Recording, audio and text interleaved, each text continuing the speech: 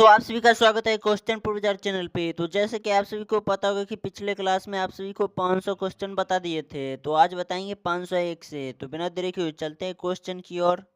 Question number 501, संविधान सभा की किस धारा पर सबसे अधिक चर्चा हुई? तो प्रस्ताव पर हुई। तो चलते हैं अगली क्वेश्चन की ओर।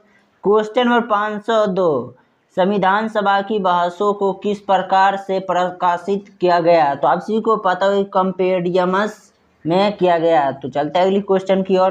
क्वेश्चन नंबर 503, संविधान सभा की चर्चाओं को रिकॉर्ड करने का क्या उद्देश्य था? भविष्य के लिए संदर्भ के रूप में रखना। तो चलते हैं अगली क्वेश्चन की ओर। क्वेश्चन नंबर 504, संविधान सभा की चर्चाएं कब संपन्न हुई? तो 3 वर्ष में संपन्न हुई। तो चलते हैं अगली क्वेश्चन की ओर।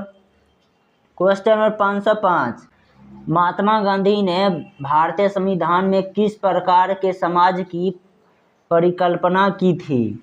शराब मुक्त समाज की परिकल्पना की थी। तो चलते हैं अगली क्वेश्चन की ओर। क्वेश्चन नंबर 506, महात्मा गांधी का यंग इंडिया में लेख किस बारे में था? तो भारत की स्वतंत्रता के बारे में था। तो चलते हैं अगली क्वेश्चन की ओर। क्वेश्चन नंबर 507, संविधान सभा के अन्य सदस्यों के विचार कौन से वर्ष में लिए गए थे? तो आप सभी को पता हो कि 1946 ईस्वी में लिए गए थे। तो चलते हैं अगली क्वेश्चन की ओर। क्वेश्चन नंबर 508, महात्मा गांधी के समग्र ग्राम का क्या तात्पर्य है? तो आप सभी को पता होगा कि गांव की समृद्धि। तो चलते हैं अगली क्वेश्चन की ओर।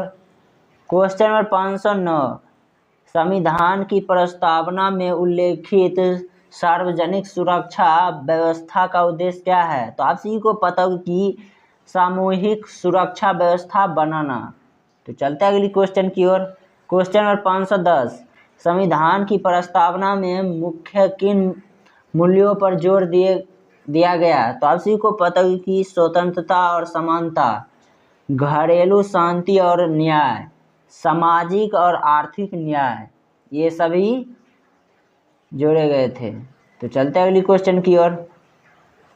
क्वेश्चन नंबर 511, संविधान की प्रस्तावना में स्वतंत्रता का क्या अर्थ है? तो आप सभी को पता होगा कि सभी प्रकार के बंधनों से मुक्ति होना था। तो चलते हैं अगली क्वेश्चन की ओर। क्वेश्चन नंबर 512, भारत के संविधान में समानता का क्या महत्व है? तो आप सभी को पता होगा कि सभी नागरिकों के लिए समानता का अधिकार का महत्व है। तो चलते हैं अगली क्वेश्चन की ओर। क्वेश्चन नंबर 513, संविधान की प्रस्तावना में न्याय के संदर्भ में क्या लक्ष्य निर्धारित किए गए? तो आप सभी को पता होगा कि सामाजिक, आर्थिक और राजनीतिक न्याय को निर्धारित किया गया। तो चलते हैं अगली क्वेश्चन की ओर। क्वेश्चन नंबर 514, भारतीय संविधान की आत्मा किसमें बसती है? तो प्रस्तावना में बसती है। तो चलते हैं अगली क्वेश्चन की ओर। क्वेश्चन नंबर 515, न्याय के कितने प्रकार संविधान की प्रस्तावना में व्यक्त किए गए हैं? तो आप सभी को पता होगा कि 3 किए गए हैं। तो चलते हैं अगली क्वेश्चन की ओर।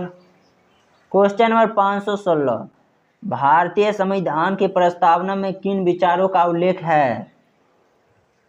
तो आप सभी को पता होगा कि विचार, अभिव्यक्ति, विश्वास, धर्म और उपासना उल्लेख है। तो चलते हैं अगली क्वेश्चन की ओर। क्वेश्चन नंबर 517, संविधान की प्रस्तावना में प्रतिष्ठा और अवसर की समानता का उपयोग किसके लिए किया गया? तो आप सभी को पता होगा कि सामाजिक न्याय के लिए किया गया है। तो चलते हैं अगली क्वेश्चन की ओर। क्वेश्चन नंबर 518, संविधान की प्रस्तावना में किस प्रकार के गणराज्य का उल्लेख है? तो लोकतांत्रिक गणराज्य का उल्लेख है। तो चलते हैं अगली क्वेश्चन की ओर। क्वेश्चन नंबर 519, स्वतंत्रता को संविधान की प्रस्तावना में किसके साथ रखा गया? तो आप सभी को पता होगा कि समानता के साथ रखा गया। तो चलते हैं अगली क्वेश्चन की ओर।